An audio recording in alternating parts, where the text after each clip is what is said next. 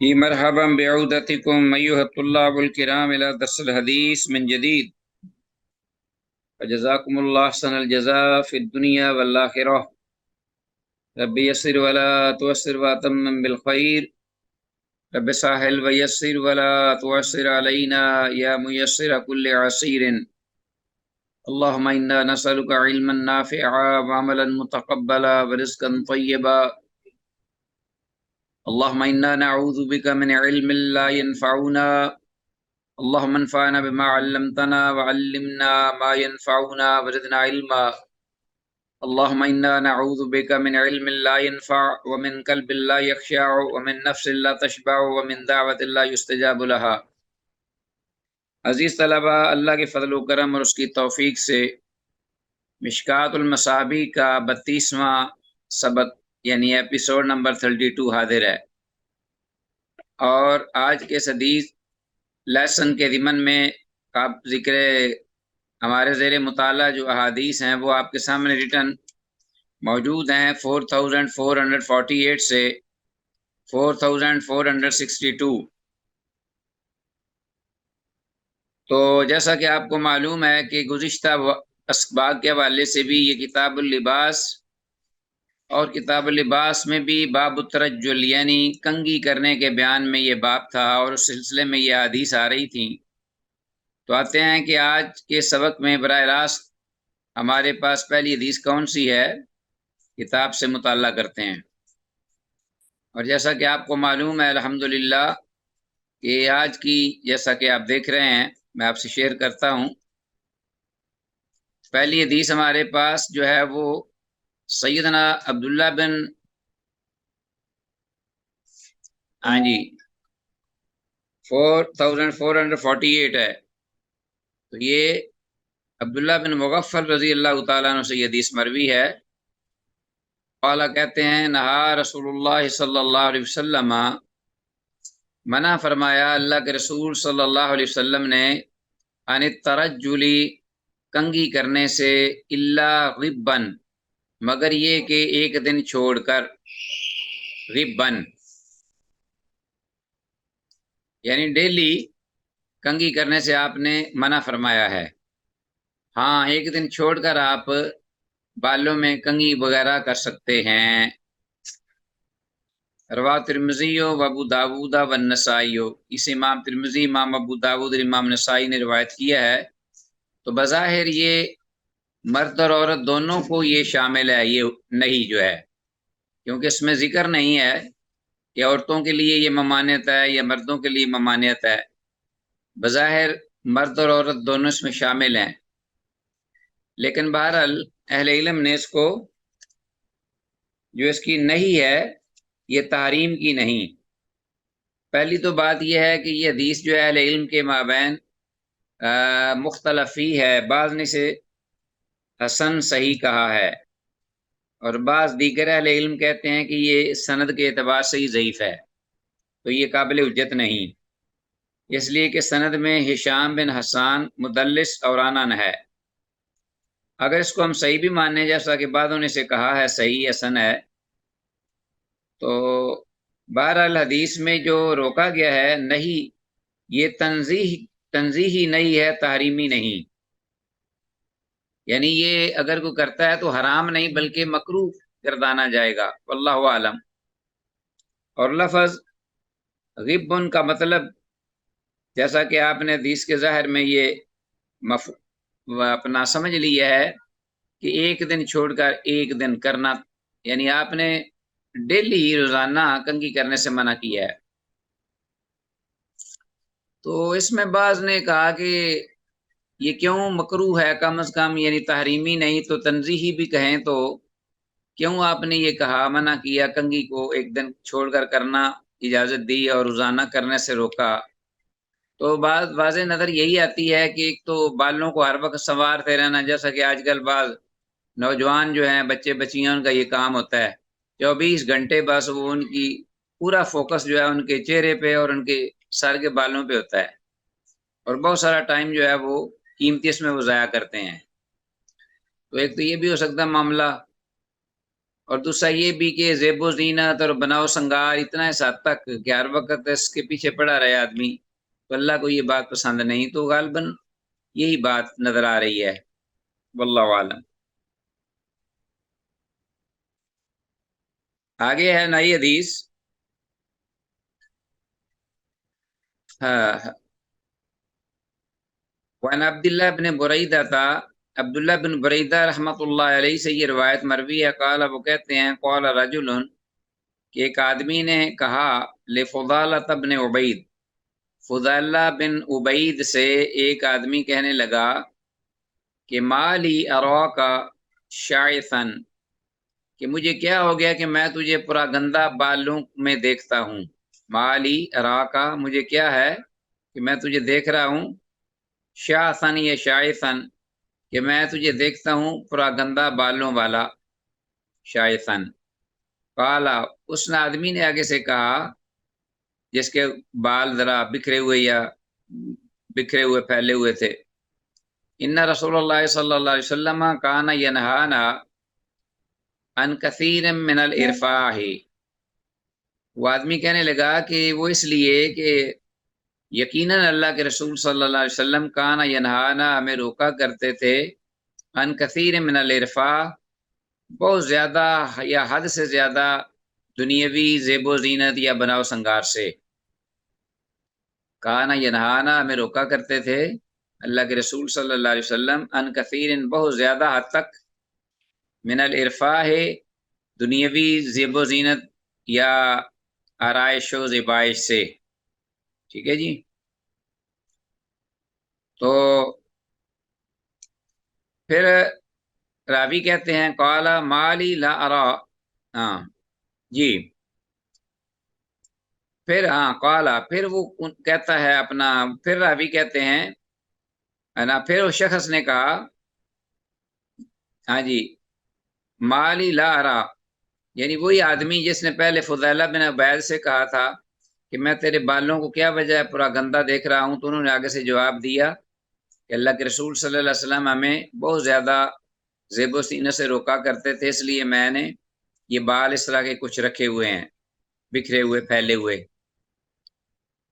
قالا پھر وہ راوی، پھر اس آدمی نے کہا، دوبارہ سوال کیا، مالی کہ مجھے کیا ہو گیا ہے کہ لا ارا علیہ کا ہدان، کہ میں تجھے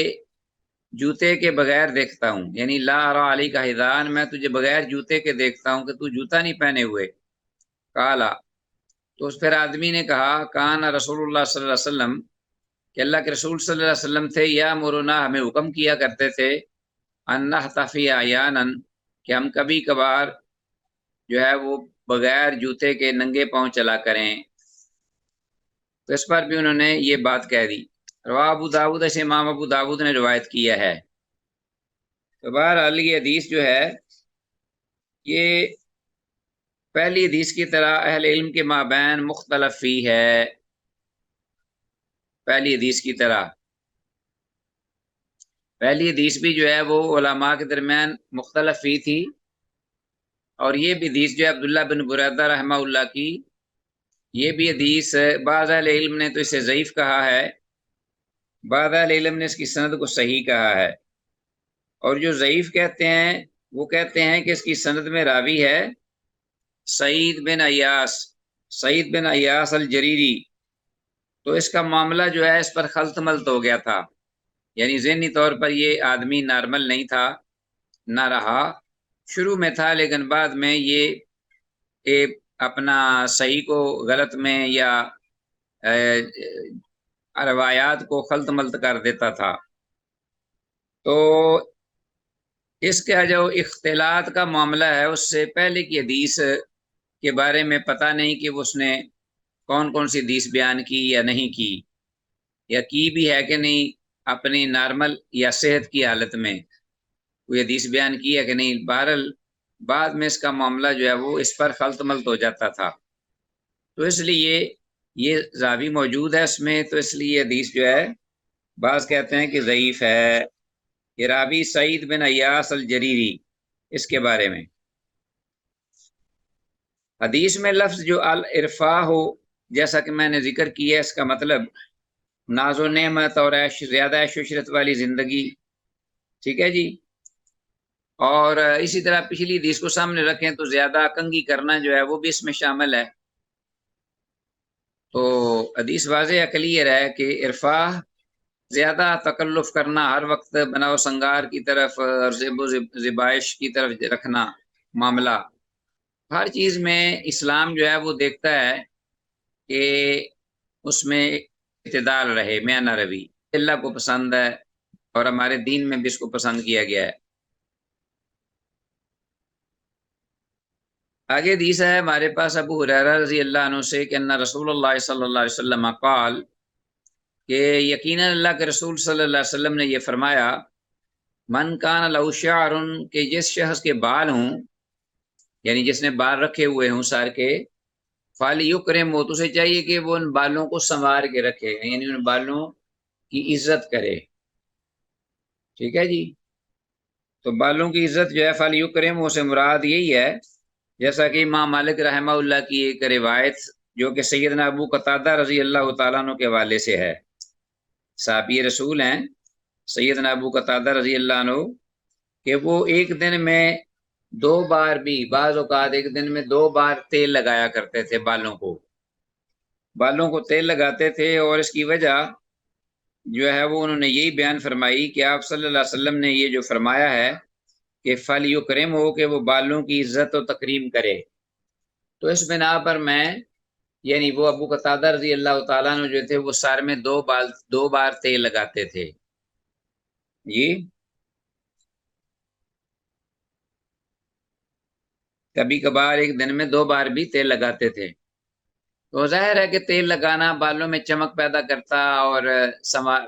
پھر کنگھی کرنا اس میں آسان ہوتی ہے، اچھے لگتے ہیں، خوبصورت ہوتے ہیں، تو بجائے اس کے کہ بکھرے ہوئے ہوں، اٹے ہوئے ہوں اور پھیلے ہوئے ہوں، لٹکے ہوئے ہوں۔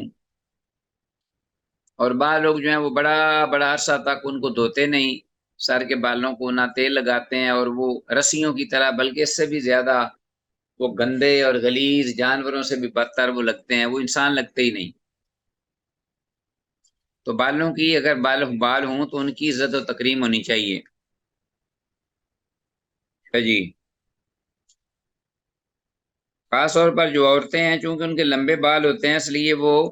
انہیں چاہیے کہ وہ خاص طور پر جو شادی شدہ ہیں وہ اپنے خامدوں کے لیے وہ بنے سنوریں، ان میں ان کو لیے ثواب ہے، اجر ہے۔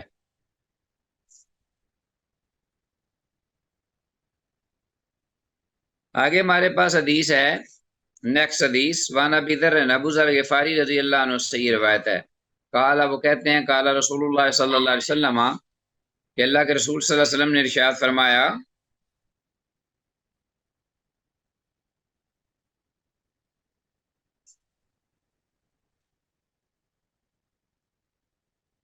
ہاں جی،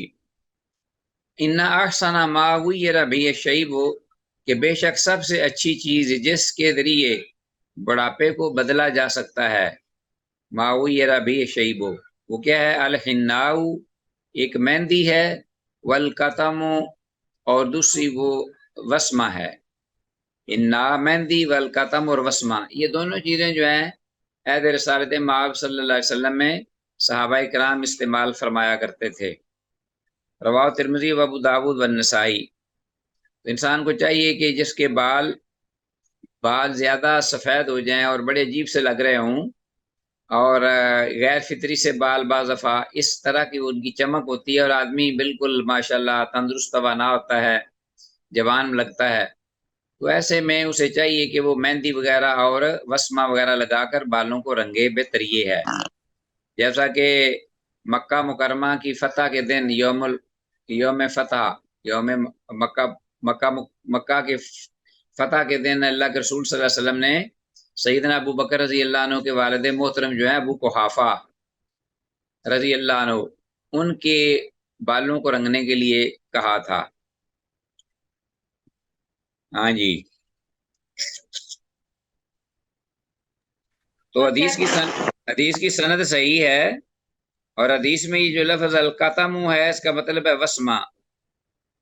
تو وسمہ ایک بوٹی ہے، جیسا کہ ہم نے پہلے پڑھا تھا، عرب میں آج بھی شاید ہوگی، تو بوٹی جو ہے اس کو جب پکاتے ہیں نا پانی میں ڈال کر، تو وہ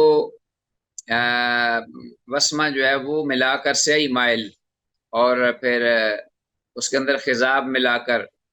بلیک، تو وہ ایک سرخی مائل سا رنگ ہوتا تھا، بڑا اچھا لگتا تھا، تو وہ یوز کیا جاتا تھا۔ اور یہ اس کا اس سے مراد یہ ہے،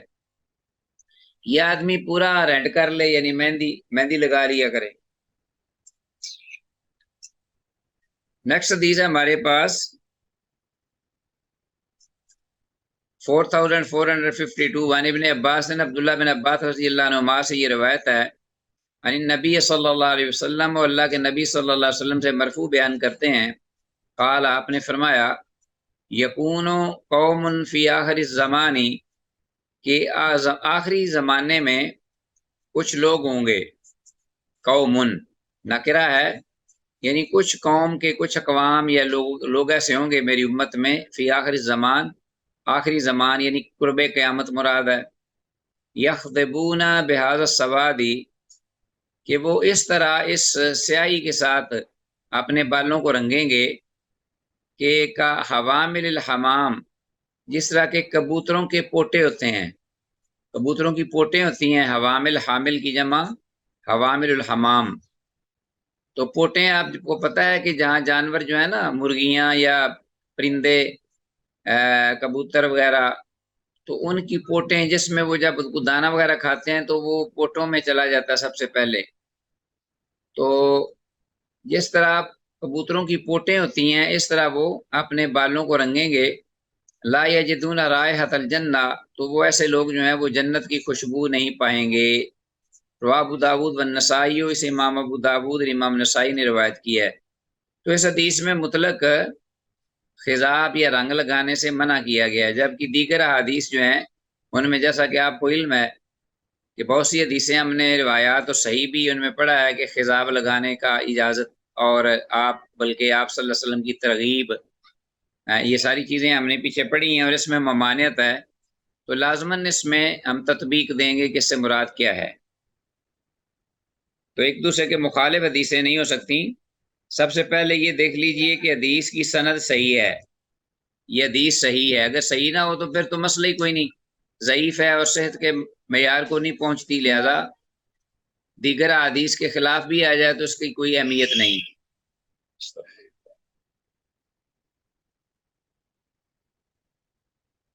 تو عزیز طلبہ یہ ہے معاملہ کہ کیونکہ حدیث صحیح ہے سند کے اعتبار سے، تو اس لیے جن حدیث میں اجازت ہے تو اس کا مطلب یہ ہوا کہ بعض جو ہیں وہ اس حدیث کی روح سے خضاب کو سرے سے ہی حرام سمجھتے ہیں،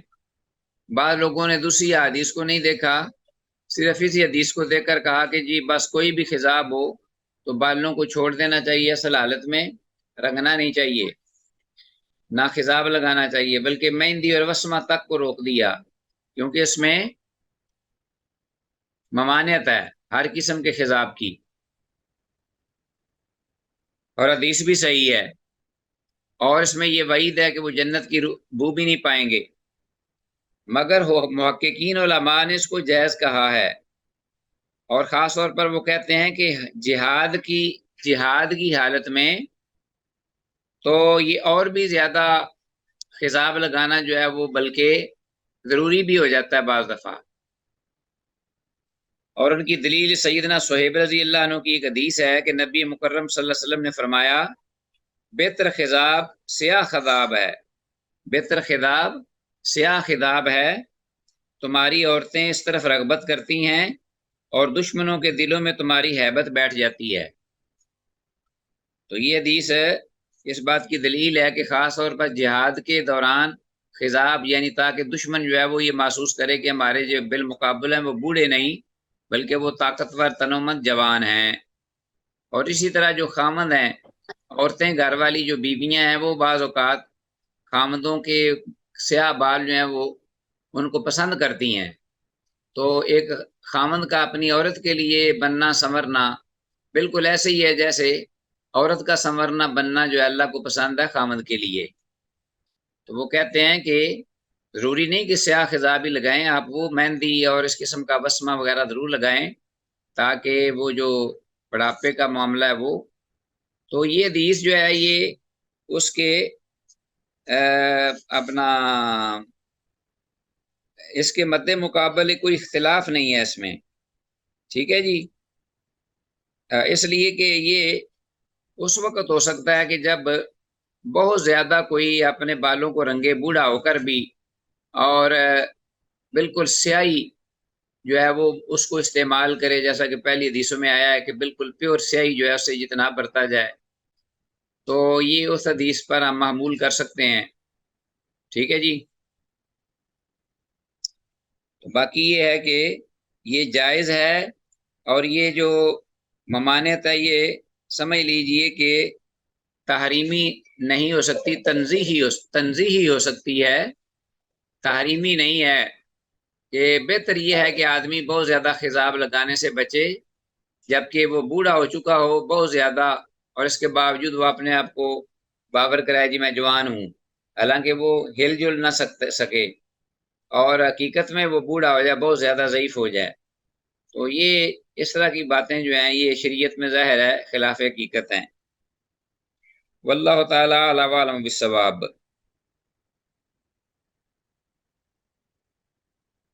چلو جی آگے ہے، وعن ابن عمر عبداللہ بن عمر رضی اللہ عنہ سے یہ روایت ہے ان النبی صلی اللہ علیہ وسلم کان یلبس النعال السبتیۃ،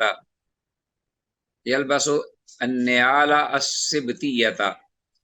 کہ بے شک اللہ کے نبی صلی اللہ علیہ وسلم کان یلبسو پہنا کرتے تھے، یعنی آپ کا معمول تھا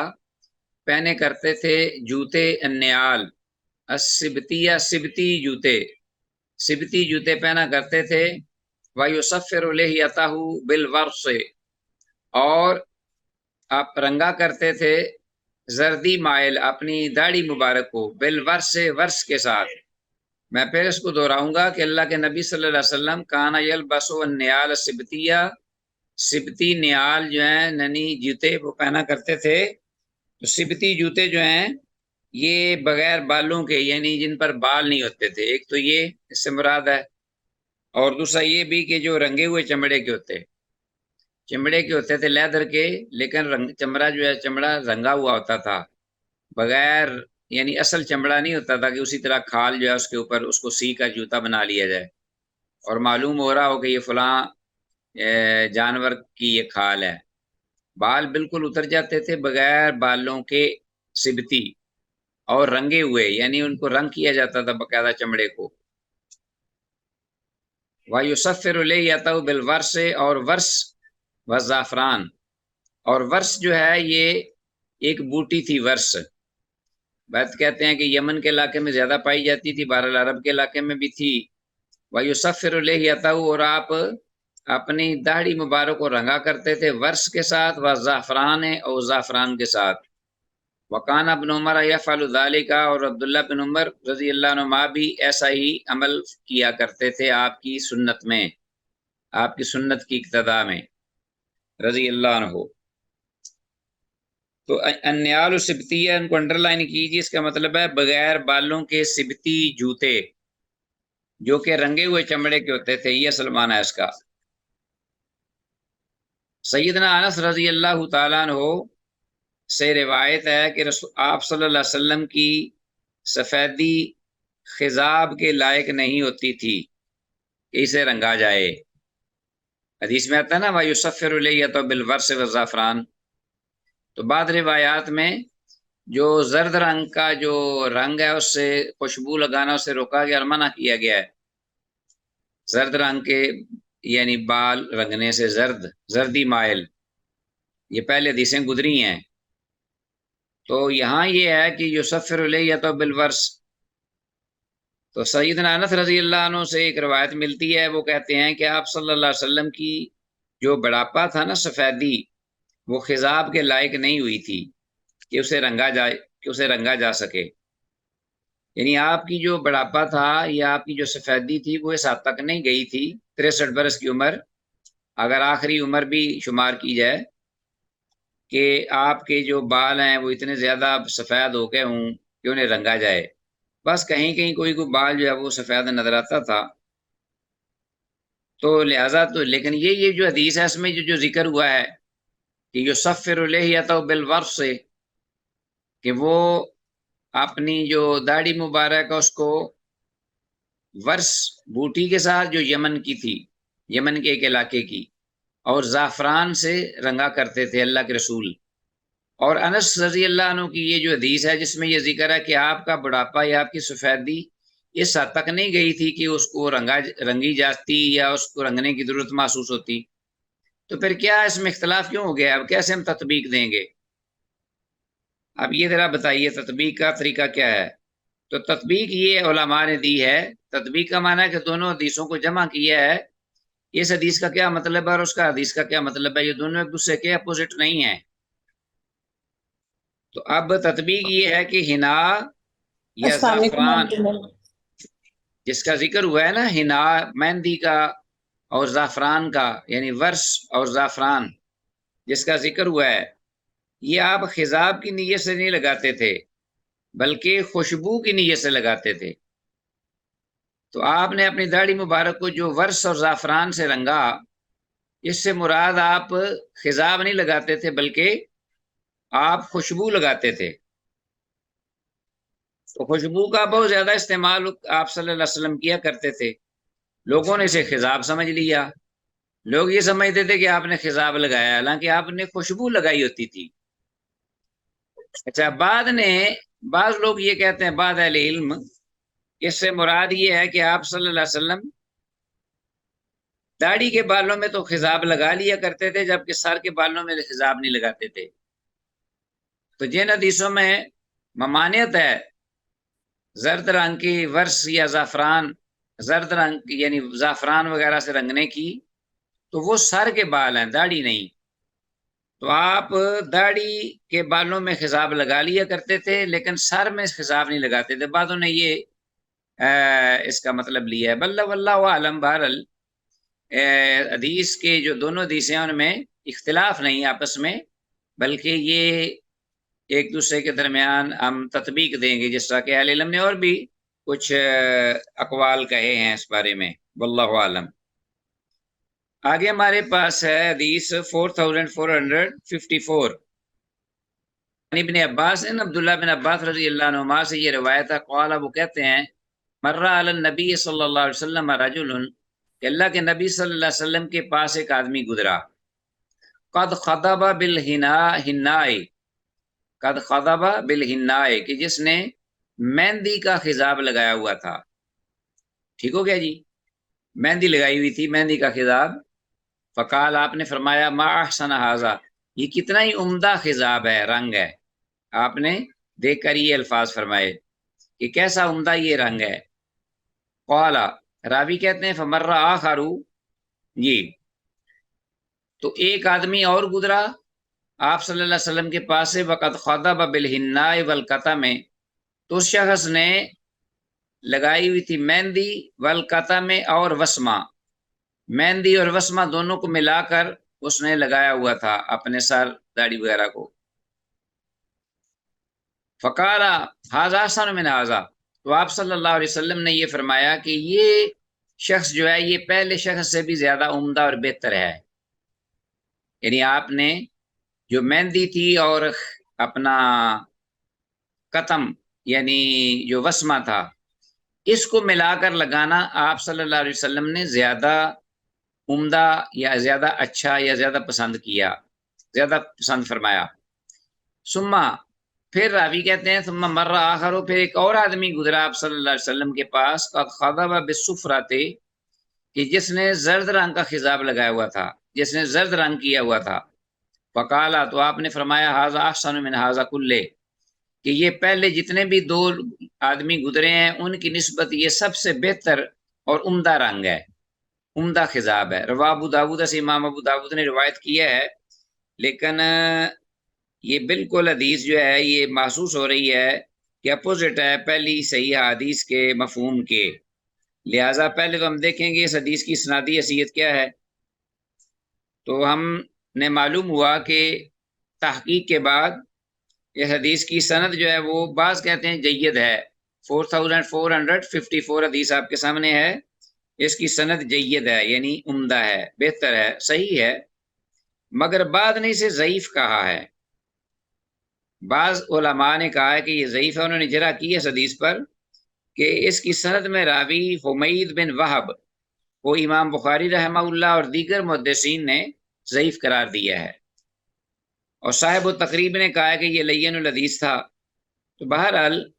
یہ مختلف فی حدیث ہے، پہلے تو بات یہ ہے۔ دوسری یہ ہے کہ یہ حدیث جو ہے وہ صحیح میں صحت کے معیار کو نہیں پہنچتی کہ اس کو ہم حجت مان سکیں یا بنا سکیں، ٹھیک ہے۔ اور پھر یہ بھی ہے کہ اس کے آخر میں جو قد خاضب بالصفرا زرد رنگ کا جو خطاب ہے، جس سے دیگر احادیث میں اس کی ممانعت کی گئی ہے، روکا گیا ہے، تو اس اعتبار سے بھی یہ مفہوم کے اعتبار سے ان کے یہ خلاف ہے، واللہ عالم۔ اور حدیث جو ہے سند کے اعتبار سے ضعیف ہے۔ اللہ اکبر۔ تو اگر اس کو ہم صحیح ماننے ان لوگوں کی کے نزدیک جو کہتے ہیں کہ یہ حدیث صحیح ہے، تو پھر تمام خضابوں سے افضل ان کے نزدیک زرد رنگ کا خضاب ہے۔ واللہ بہتر جانتا ہے، واللہ عالم بالصواب۔ آگے چلتے ہیں۔ ابو ہریرہ رضی اللہ عنہ سے روایت کہتے ہیں قال رسول اللہ صلی اللہ علیہ وسلم، کہ اللہ کے رسول صلی اللہ علیہ وسلم نے ارشاد فرمایا،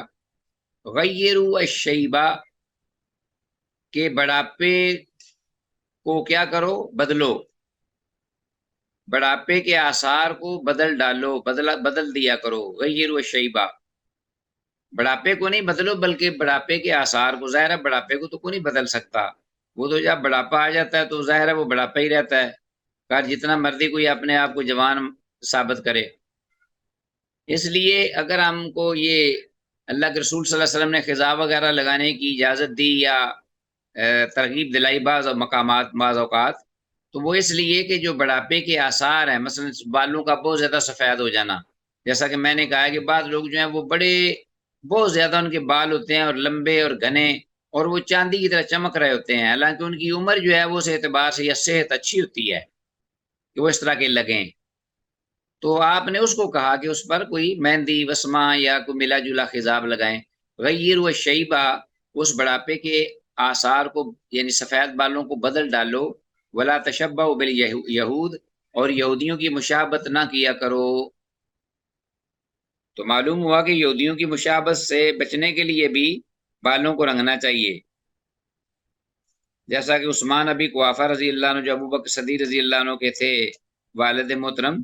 ان کو اللہ کے رسول نے ان کے دیکھ کر نا بال بہت زیادہ سفید تھے، سفیدی، تو فرمایا کہ اس کو رنگو، ان کے بالوں کو رنگو۔ اور یہودیوں کی یہاں کیا کہ یہودیوں کی مشابہت نہ کرو۔ اس سے معلوم ہوا کہ اس وقت خاص طور پر یہودی جو تھے وہ اپنے بالوں کو اسی طرح چھوڑ دیا کرتے تھے جس حالت میں ہوتے تھے۔ آگے ہمارے پاس حدیث ہے، دو حدیثیں ہیں جس کو امام نسائی نے عبداللہ بن عمر اور زبیر رضی اللہ عنہما سے ذکر کیا ہے۔ امام نسائی نے 4456 اور 4457 انہی الفاظ کے ساتھ جو اوپر ذکر ہوئے ہیں وہ عبداللہ بن عمر سے ابو ہریرہ رضی اللہ عنہ کے بجائے عبداللہ بن عمر اور زبیر بن عوام رضی اللہ عنہما سے یہ مروی حدیثیں ہیں جو امام نسائی نے سنن ابن نسائی اپنی کتاب میں ذکر کی ہیں، دونوں حدیثیں۔ اور دونوں حدیثوں میں پہلی حدیث جو ہے اس کی سند صحیح ہے، جبکہ دوسری کی سند بھی صحیح ہے یعنی حسن ہے، اور باقی اس کا جو متن ہے وہ وہی ہے جو اوپر ہم نے ذکر کیا ہے، بیان کیا ہے۔ آگے آتے ہیں، ہمارے پاس حدیث ہے 4458 وعن عمرو بن شعیب بن نبی جدہ، عمر بن شعیب سے یہ روایت مروی ہے، وعن ابی ہے، وہ اپنے باپ سے روایت کرتے ہیں، اور ان کے باپ ان کے اپنے دادا سے روایت کرتے ہیں رضی اللہ عنہم اجمعین اقطعین۔ قال، ان کے دادا کہتے ہیں قال رسول اللہ صلی اللہ علیہ وسلم، کہ اللہ کے رسول صلی اللہ علیہ وسلم نے فرمایا، لا تنتفوا الشیبہ، کہ مت اکھاڑو بڑھاپے کے بالوں کو۔ لا تنتفوا الشیبہ، مت چنو بڑھاپے کی علامات یا بڑھاپے کے آثار یا بالوں کو۔ فإنہ نور المسلم، بے شک یہ مسلمان کا ایک نور ہے، یعنی علامت ہے، مسلمان کے نور کی علامت ہے۔ ہاں جی، لا تنتفو شیبہ، مت تم اکھاڑو بڑھاپے کے آثار یعنی بالوں کو، یعنی بڑھاپے کے آثار کو نہ مٹاؤ۔ فَإِنَّهُ نور المسلم، کیونکہ بڑھاپا جو ہے یہ ایک مسلمان کا نور ہے، نور کی علامت ہے۔ من شاب شیبۃ فی الاسلام، تو جس شخص کے بال سفید ہوئے اسلام میں، یعنی جو مسلمان ہے اور وہ بوڑھا ہو گیا اسلام کی حالت میں، اس کے بال سفید ہوئے، کاتب اللہ لہ بہا حسنۃ، تو اللہ تعالیٰ لکھے گا اس کے حق میں ان بالوں کے بدلے میں حسنۃ، ایک نیکی، یعنی اگر ایک بال سفید ہوا تو اس کے بعد بدلے میں ایک نیکی لکھے گا۔ وکفر عنہ بہا خطیۃ، اور مٹا ڈالے گا اللہ تعالیٰ اس ایک بال کے بدلے میں اس کی ایک غلطی، گناہ۔ ورفعہ بہا درجۃ، اور اللہ تعالیٰ بلند کرے گا اس کا اس ایک بال کے بدلے میں جو سفید ہے ایک درجہ۔ رواہ ابو داود، سے امام ابو داود نے روایت کیا ہے۔ تو یہ حدیث جو ہے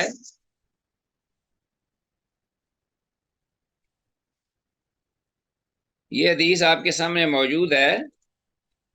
4458۔ ہاں جی، تو اس کی حدیث جو ہے سند حسن ہے، حدیث کی سند حسن ہے، اور حدیث کے الفاظ لا تنتفو الشیبہ،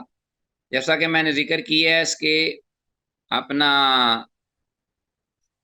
الفاظ، اس کا ترجمہ ہے کہ بڑھاپے کے بال نہ اکھاڑو، یعنی انہیں نہیں نکالو، نہیں ختم کرو۔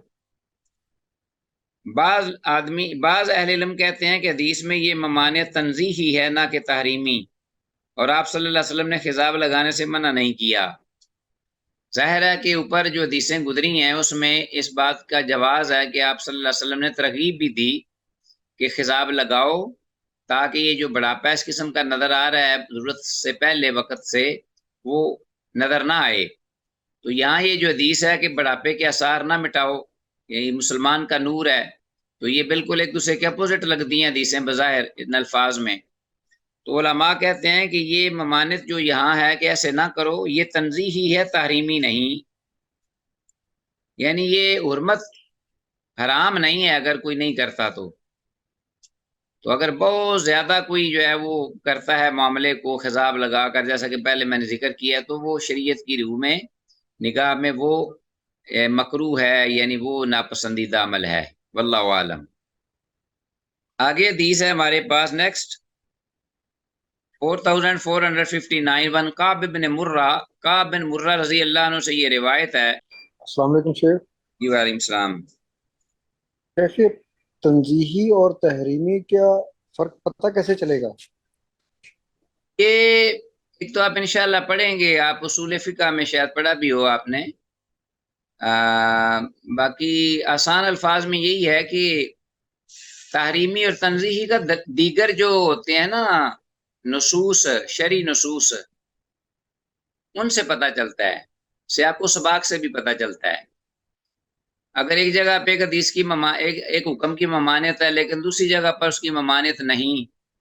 تو جہاں ممانعت ہے اس کو پھر لوگ علماء کہتے ہیں کہ دونوں حدیثیں صحیح ہیں، پھر علماء جمع کرتے ہیں، تطبیق دیتے ہیں اس کے درمیان، اگر ناسخ منسوخ کا معاملہ ہے تو اس کو دیکھتے ہیں، اگر ضعیف ہے تو اس کو تو ویسے ہی چھوڑ دیتے ہیں، جو ضعیف ہے اس کو ختم کر دیتے ہیں، جو صحیح ہے اس کو لے لیتے ہیں۔ لیکن اگر دونوں صحیح ہوں صحت کے اعتبار سے تو پھر وہ تطبیق بھی دیتے ہیں۔ تو اس میں ایک یہ بھی صورت ہوتی ہے کہ وہ کہتے ہیں کہ جہاں ممانعت ہے وہ تحریمی نہیں، تنزیہی ہے، یعنی اللہ کے رسول نے اس انداز سے نہیں روکا ہے اس کو کہ کرو گے تو جہنم کی آگ ہوگی یا حرام ہے یہ، اس پر سزا ہوگی، بلکہ یہ ناپسندیدہ عمل ہے، اسے بچنا بہتر ہے۔ دیگر نصوص جو ہیں وہ دیگر جو دلائل ہیں ان کی روشنی میں یہ تعین ہوگا، یا یہ کہ سیاق و سباق سے پتہ چلے گا کہ سیاق و سباق کیا کہہ رہا ہے، ٹھیک ہے نا۔ جیسے ایک حدیث ہے اس میں یہ ہے کہ جس نے من جرہ زارہ، نہ جس کے ٹخنوں کے نیچے کپڑا چلا جائے گا تو وہ حدیث میں آتا ہے کہ اس کا وضو ٹوٹ جائے گا۔ تو جمہور علماء یہی کہتے ہیں کہ یہ وضو ٹوٹے گا نہیں، اس کا یہ ایک وعید ہے کہ ظاہر جب وضو نہیں رہے گا تو نماز بھی نہیں ہوگی۔ تو اگر ایسا ہوا تو اس کا مطلب ہے وعید ہے اس میں کہ تحریمی، یعنی یہ وعید کے لیے ہے، یہ واقعی حقیقت پر مبنی نہیں ہے بلکہ تنبیہ کے لیے ہے کہ ایسا نہ کیا کرو، کیونکہ یہ بڑا خطرناک معاملہ ہے کہ گھٹنوں کے نیچے جو کپڑا چلا جائے اور اس کا وضو ٹوٹ جاتا ہے۔ وضو ٹوٹتا نہیں، کیونکہ یہ نواقض الوضو میں کہیں بھی نہیں لکھا ہوا، تو یہ تنبیہ کے طور پر ہے۔ تو دیگر دلائل جو ہیں وہ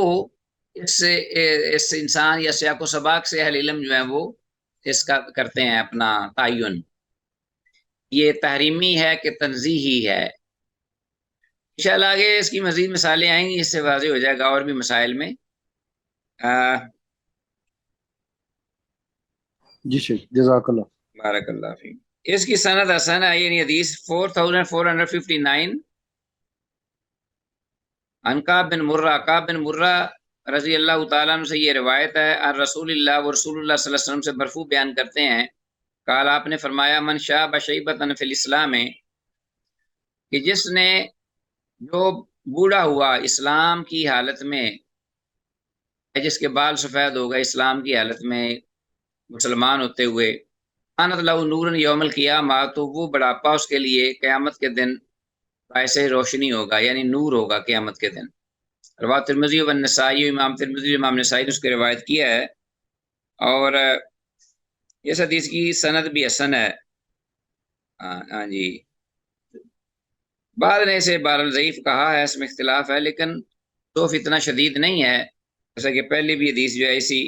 مفہوم کی گزری ہے۔ اچھا جی،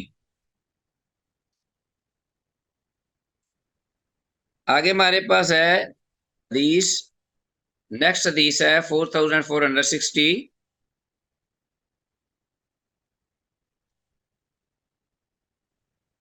وعن عائشہ، عائشہ رضی اللہ عنہ سے یہ روایت، قالت، وہ کہتی ہیں تو اغتسل انا و رسول اللہ صلی اللہ علیہ وسلم من اناء واحد، کہ میں اور اللہ کے رسول صلی اللہ علیہ وسلم غسل کیا کرتے تھے دونوں، من اناء واحد، ایک ہی برتن سے، میں اور اللہ کے رسول صلی اللہ علیہ وسلم ایک ہی ٹابی یعنی برتن پانی کا جو ہے اس سے ہم دونوں غسل کیا کرتے تھے اکٹھے۔ کان لہ شعر، آپ صلی اللہ علیہ وسلم کے بال مبارک تھے، منہ مبارک، آپ کے گیسو زلفیں، آپ کے بال کیسے ہوتے تھے؟ فوق الجمہ تھے، فوق الجمہ و دون الوفرا، جمہ فوق الجمہ کندھوں سے اوپر، و دون الوفرا اور یعنی بال کندھوں اور کانوں کی لو کے درمیان، یعنی آپ فوق الجمہ، جمہ لمہ کے الفاظ آتے ہیں، ودون الوفرا اور کانوں کی لو کے درمیان ہوتے تھے۔ اصل میں یہ الفاظ آپ آگے بھی پڑھیں گے، یہ جمہ جو ہے وہ بال ہوتے ہیں جو کندھوں تک ہوں، جمہ وہ بال ہیں جو کہ انسان پہ رکھتا ہے نا اپنے، تو وہ لٹکے ہوئے ہوں کندھوں تک، ان کو کہتے ہیں جمہ۔ اور وفرا جو ہیں وہ ہوتے ہیں بال جو کانوں کی لو تک ہوں، کانوں کی لو تک۔ تو دون الوفرا یعنی کانوں کی لو سے تھوڑا سا نیچے اور کندھوں سے اوپر، ان کے درمیان آپ کے بال تھے، یعنی بہت زیادہ نہیں لٹکے ہوتے تھے جو کہ بالوں جو کندھوں سے بھی نیچے ہوں، تو آپ کے بڑی مناسب بال ہوتے تھے، یعنی کانوں کی لو سے، یعنی دون الوفرا کانوں کی لو کے درمیان اور کندھوں کے درمیان ہوتے تھے آپ کے بال، بہت زیادہ نیچے نہیں لٹکے ہوتے تھے۔ تو کندھوں سے زیادہ لٹکانا مکروہ ہے، یعنی ناپسندیدہ عمل ہے، حرام تو نہیں۔ بعض لوگ جو ہیں وہ بہت زیادہ بڑھا لیتے ہیں بالوں کو، اور عورتوں کے ساتھ مشابہت ہونا شروع ہو جاتی ہے۔ بعد نے اس حدیث کو، اچھا جی آگے حدیث آگے آ گئی ہے،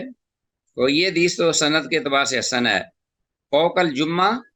اس کو انڈر لائن کیجئے، وہ بال جو کندھوں تک ہوں، فوق الجمہ، الجمہ یعنی کندھوں تک جو ہوتے ہیں، تو آپ کے جو بال یہ تو جمہ فوق الجمہ، جمہ سے اوپر ہوتے تھے یعنی کندھوں سے اوپر، اور الوفرا لو تک، کانوں کی لو تک، اور وفرا کے نیچے درمیان۔ اور حدیث جو ہے سند کے اعتبار سے حسن ہے، یعنی صحیح ہے۔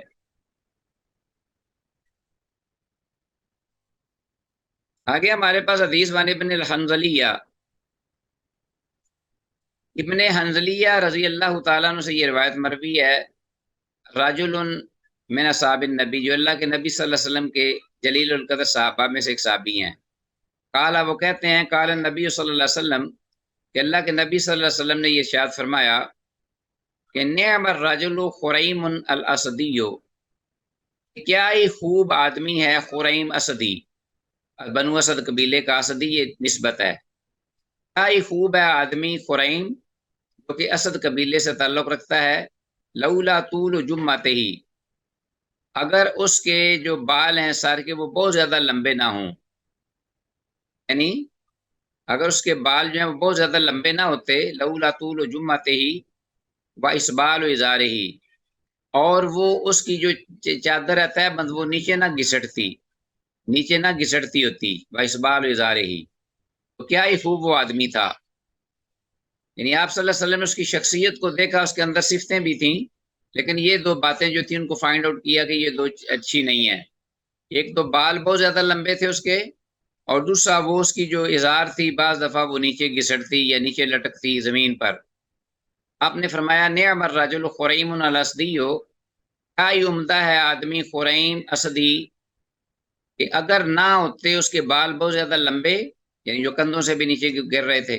وہ اسبال ازار ہی، اور اگر نہ ہوتی اس کی لٹکتی ہوئی چادر، بلغ ذالک خریمن، تو یہ بات آپ کی جو ہے اس خریم کو پہنچی، اب اس نے معلوم کیا یہ بات آپ نے میرے بارے میں کہی ہے، تو فاخذ شفرتن، تو اس نے کیا کیا کہ ایک بلیڈ لیا یا استرا وغیرہ یا ریزر جو بھی، فاخذ شفرتن قطع بیا جمعتہ الی اذنیہ، تو اس نے اپنے جو لمبے بال تھے وہ کانوں تک کاٹ لیے، قطع بیا جمعتہ الی اذنیہ، ورفع ادارہ الی انصاف ساقیہ، اور اپنا تہ بند جو تھا جو نیچے گھسٹتا تھا وہ اٹھا لیا، الی انصاف ساقیہ، اپنی نصف پنڈلیوں تک، یعنی اپنی آدھی پنڈلیوں تک اس کو اٹھا لیا۔ یہ تھا اثر جو اللہ کے رسول کی بات کا اس کو ہوا۔ رواہ ابو داود، امام ابو داود نے اس کو روایت کیا ہے حدیث کو۔ تو بعض اہل علم نے اس حدیث کو ضعیف، جبکہ بعض دیگر اہل علم نے تحقیق کے بعد اس کی سند کو حسن درجے کی قرار دی ہے، واللہ عالم۔ تو زیادہ لمبے بال رکھنے سے ایک تو عورت سے مشابہت ہوتی ہے، اور دوسرے ان کی دیکھ بھال میں بھی مشقت اٹھانا پڑتی ہے، اس لیے اس کو ناپسند کیا گیا ہے۔ آگے حدیث ہمارے پاس، اور آج کے سبق کی آخری حدیث ہے اللہ کی توفیق سے۔ وعن انس بن مالک، انس بن مالک رضی اللہ عنہ سے یہ روایت ہے، قال، وہ کہتے ہیں، کانت لی ذبابۃ، کہ میری پیشانی کے کچھ بال تھے، یعنی میری پیشانی کے لمبے بال تھے، ذبابۃ۔ فقالت لی امی، تو میری ماں جو ام سلیم تھی رضی اللہ عنہ، والدہ رضی اللہ تعالیٰ عنہ، وہ کہنے لگیں، لا جزھا، کہ میں ان بالوں کو، پیشانی کے بالوں کو نہیں کاٹوں گی، کانا رسول اللہ صلی اللہ علیہ وسلم یمدھا و یاخذھا، اس لیے کہ اللہ کے رسول صلی اللہ علیہ وسلم، کیوں نہیں کاٹوں گی، وجہ کیا ہے؟ لا جزو ہے، میں ان بالوں کو نہیں کاٹوں گی، انس کے جو پیشانی کے بال ہیں، کانا رسول اللہ صلی اللہ علیہ وسلم یمدھا، کہ اللہ کے رسول صلی اللہ علیہ وسلم اس کو، ان بالوں کو پکڑ کر کھینچا کرتے ہیں، و یاخذھا، اور پکڑا بھی کرتے ہیں ایسے میرے بیٹے کو۔ وہ ابو داؤد، اسے امام ابو داؤد نے روایت کیا، تو یہ بہرحال حدیث جو ہے یہ ضعیف ہے، حدیث سند کے اعتبار سے ضعیف ہے۔ سند میں میمون بن عبداللہ جو کہ ثابت سے روایت کرتے ہیں مجہول ہے، یا میمون بن ابان بھی اگر کہے ہو تو پھر بھی یہ مستور ہے، دونوں اعتبار سے یہ مجہول الحال ہے۔ بہرحال بفرد محال سیدہ ام سلیم رضی اللہ تعالیٰ عنہ، انہوں نے یہ کہا بھی ہو تو اس بنا پر ہو سکتا ہے کہ انہیں علم نہ ہوا ہو اس بات کا، اور عدم علم کی بنا پر کہ اللہ کے رسول صلی اللہ علیہ وسلم جو ہیں وہ اپنا اس کو ناپسند جانتے تھے، لمبے بالوں کو بہت زیادہ، تو ہو سکتا ہے انہیں علم نہ ہو تو انہوں نے اس بات پر یہ بات کہی ہو، میں انہیں نہیں کاٹوں گی اس لیے کہ میں نے دیکھا اللہ کے رسول کو انہیں پکڑتے ہوئے اور ان کو کھینچتے ہوئے، تو آپ کو وہ بڑی بھلی عادت لگتی تھی کہ میرے بچے کو اللہ کے رسول پکڑتے ہیں۔ سبحان ربک رب العزت عما یصفون وسلام علی المرسلین والحمد للہ رب العالمین۔ حدیث میں لفظ ذبابۃ کو انڈر لائن کی، جس کا معنی ہے گیسو یا پیشانی کے سامنے کے بال۔ اسی پر اکتفا کرتے ہوئے اس دعا کے ساتھ کہ جو کچھ کہا سنا ہے اللہ اس پہ عمل کی سن کر سمجھ کر توفیق دے۔ ھذا ما عندی واللہ اعلم بالصواب۔ السلام علیکم ورحمۃ اللہ وبرکاتہ۔